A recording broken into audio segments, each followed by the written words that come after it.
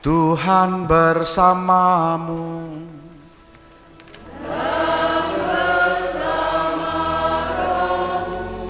Inilah Injil suci menurut Matius.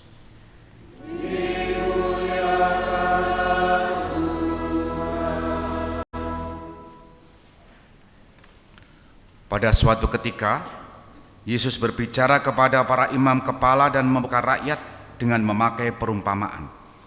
Ia bersabda, "Hal kerajaan surga itu seumpama seorang raja yang mengadakan perjamuan nikah untuk anaknya. Ia menyuruh hamba-hambanya memanggil orang-orang yang telah diundang ke perjamuan nikah itu, tetapi mereka tidak mau datang. Raja itu menyuruh pula hamba-hamba lain dengan pesan, 'Katakanlah kepada para undangan, hidanganku sudah kusediakan. Lembu-lembu jantan dan ternak piaraanku telah disembelih. Semuanya telah tersedia. Datanglah ke perjamuan nikah ini.' Tetapi para undangan itu tidak mengindahkannya. Ada yang pergi ke ladangnya, ada yang pergi mengurus usahanya, dan yang lain menangkap para hamba itu, menyiksa dan membunuhnya. Maka murkalah raja itu. Ia lalu menyuruh pasukannya ke sana untuk membinasakan pembunuh-pembunuh itu dan membakar kota mereka. Kemudian ia berkata kepada para hamba, 'Perjamuan nikah telah tersedia, tetapi yang diundang tidak layak untuk itu. Sebab itu pergilah ke persimpangan-persimpangan jalan dan undanglah setiap orang yang kalian jumpai di sana ke perjamuan nikah ini.' Maka pergilah para hamba dan mereka mengumpulkan semua orang yang dijumpainya di jalan-jalan, orang jahat dan orang-orang baik, sehingga penuhlah ruangan perjamuan nikah itu dengan tamu. Ketika raja masuk hendak menemui para tamu, ia melihat seorang tamu yang tidak berpakaian pesta. Ia berkata kepadanya, 'Hai saudara, bagaimana saudara masuk tanpa berpakaian pesta?' Tetapi orang itu diam saja. Maka raja lalu berkata kepada para hamba, 'Ikatlah kaki dan tangannya dan campakkanlah orang itu ke dalam kegelapan yang paling gelap. Di sana akan ada ratap dan kertak gigi. Sebab banyak yang dipanggil, tetapi sedikit yang dipilih.' Demikianlah sabda Tuhan.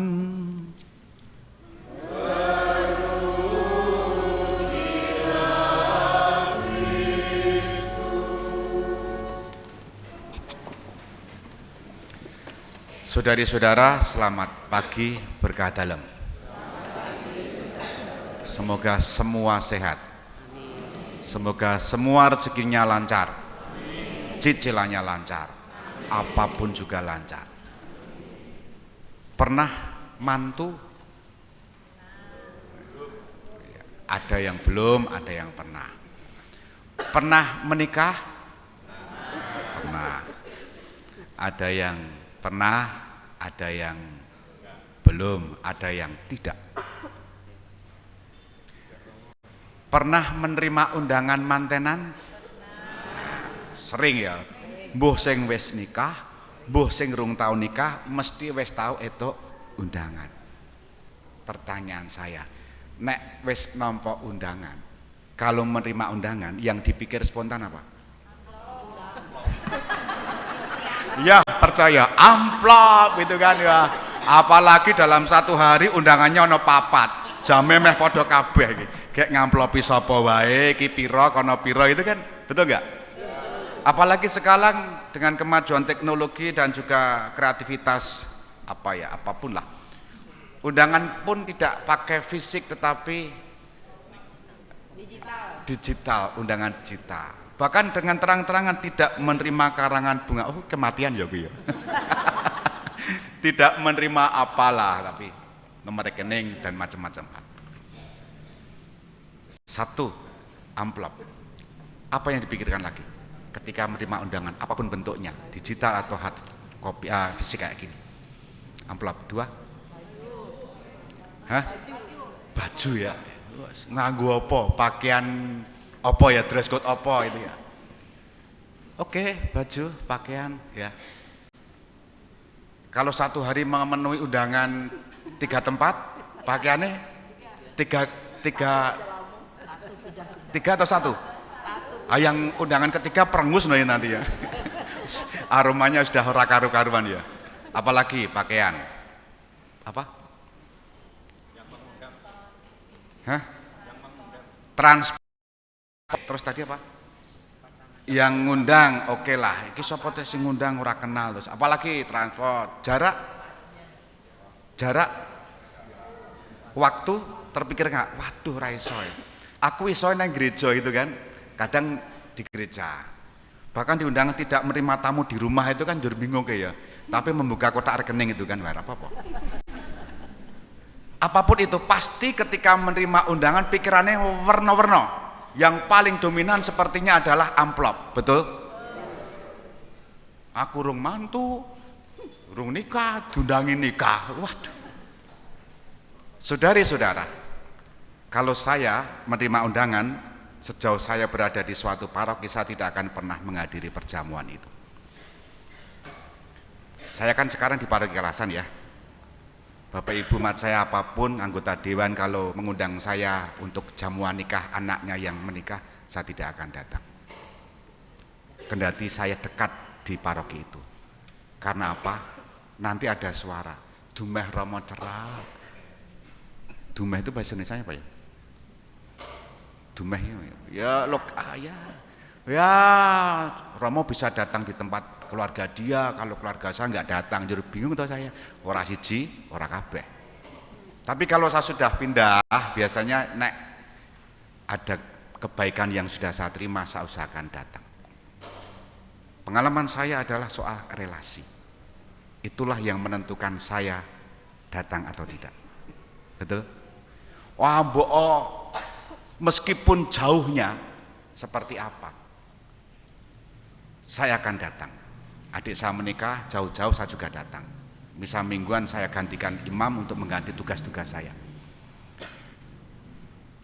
Saya merasa kedekatan relasi, buh kuwi mergo kepotangan budi, buh entah itu keluarga dekat.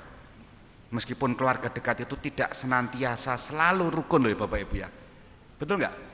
Ada loh ya, satu keluarga kandung ada yang menikah atau menantu, itu ada yang tidak datang kok. Tapi yang datang justru sahabat-sahabatnya yang di kemudian hari menjadi lebih dekat. Nah, relasi itu menentukan aku datang atau tidak. Bahkan kalaupun tidak bisa datang karena benturan acara yang sungguh mendesak, kadangkala telepon, kadangkala di hari lain atau sebelum hari H datang, betul nggak? Supaya relasi ini terjaga.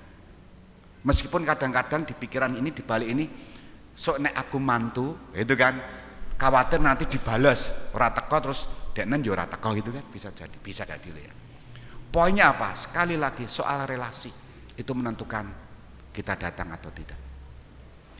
Hari ini kita mendengarkan sabda Tuhan. Tuhan memberikan perumpamaan tentang perjamuan nikah.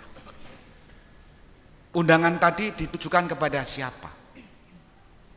Orang-orang yang dipilih. Ternyata yang sudah masuk daftar list tidak datang. Padahal undangannya sudah ada menunya loh ya. Kalau undangan undangan nikah itu kan belum ada daftar menu ya, masakannya apa itu kan. Meskipun kadang-kala kalau kita jagong itu ya kondangan itu ya, datang itu ya. Kadang yang dilihat itu selain make upnya mempelai tapi juga menunya. Kok asin toh iki catering ngendi toh gitu kan? Atau kalau enak ada namanya di situ catering apa itu kan. Pikiran nyur warna-warna. Ini cateringnya larang apa murah toh? Golek murah, golek enak itu kan ya.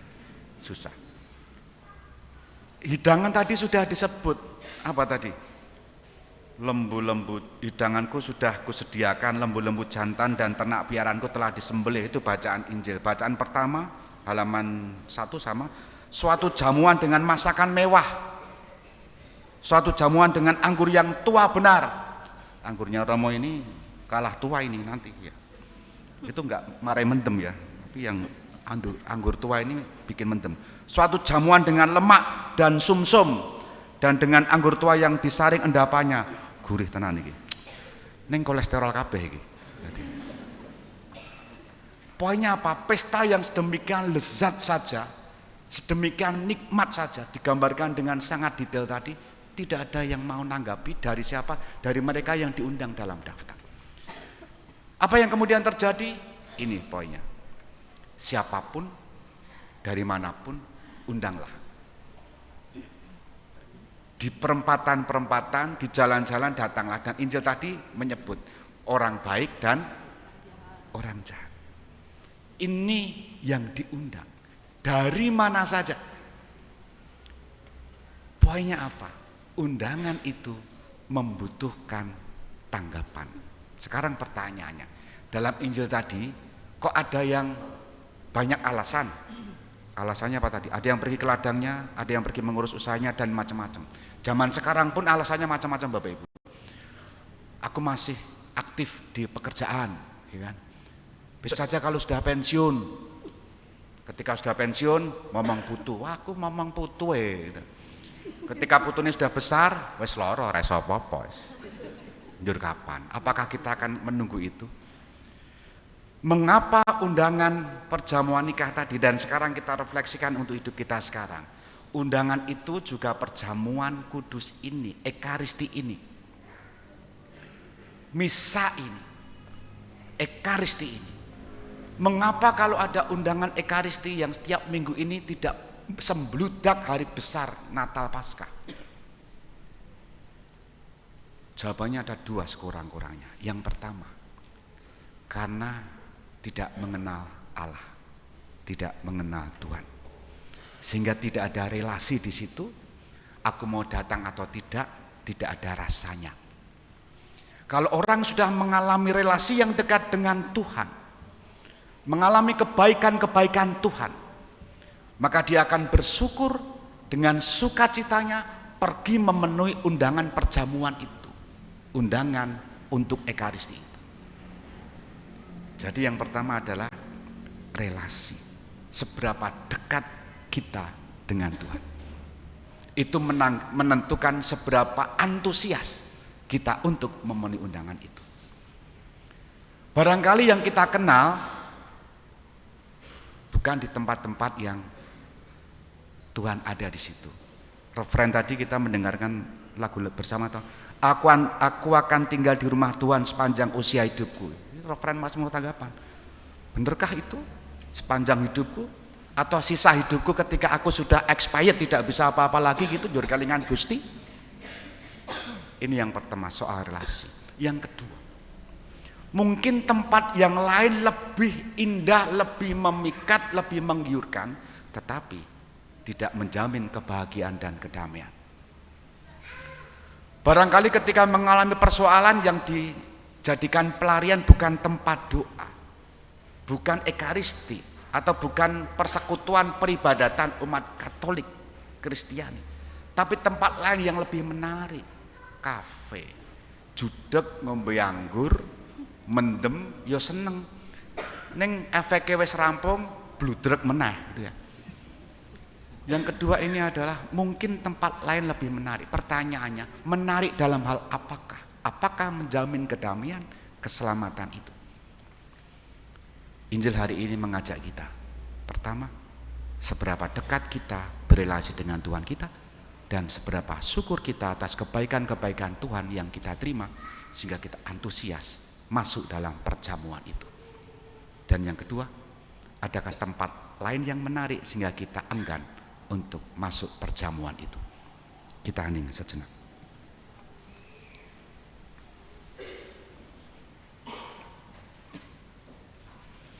Dimuliakanlah Yesus yang dulu hidup, sekarang dan selama-lamanya. Amin.